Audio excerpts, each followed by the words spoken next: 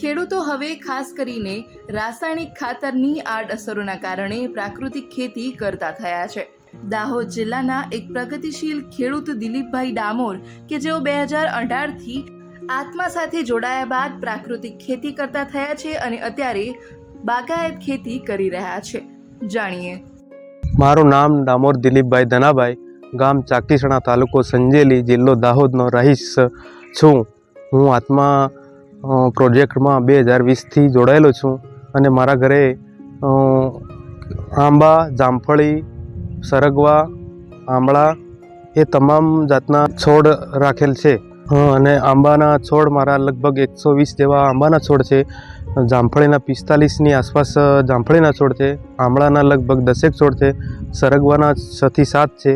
ચંદન બી 507 જેવા છે અને અમે સદંતર 2020થી માંડી આજ સુધી કોઈ રાસાયણિક ખાતરનો ઉપયોગ કરતા નથી। ખેડૂત દિલીપભાઈ પોતે પોતાના ઘરે જ ઘનજીવામૃત, જીવામૃત જેવા દ્રાવ્યો બનાવીને ખેતરમાં આપે છે, જેના કારણે ખેતરની ફળદ્રુપતામાં વધારો થાય છે અને ખર્ચમાં ઘટાડો થાય છે।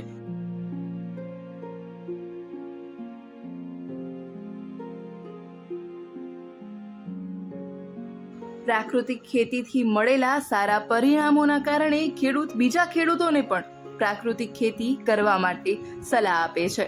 ખેતીમાં અમે ગાય આધારિત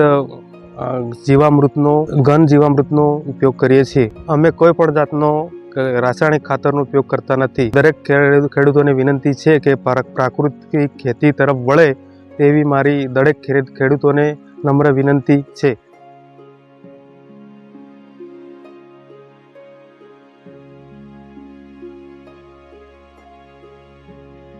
ખેડૂત દિલીપભાઈ ડામોર પાસે હાલ અલગ અલગ પ્રકારના આંબા હાજર છે, જેમાં ખાસ કરીને રાજાપુરી, કેસર જેવા 5 પ્રકારના કલમોવાળા 110થી વધારે આંબાનું વાવેતર કર્યું છે।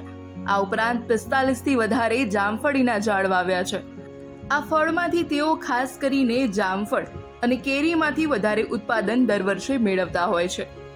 ખેડૂત દિલીપભાઈના ખેતરે આ ઉપરાંત ચંદન, સરગવા અને ફણસના ઝાડનું પણ વાવેતર કર્યું છે।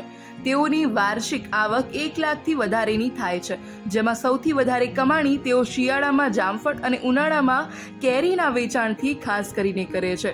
પ્રાકૃતિક ખેતીના કારણે તેઓના ખર્ચમાં ઘટાડો થયો છે, જેના કારણે તેઓના નફા અને ઉત્પાદનમાં પણ વધારો નોંધાયો છે।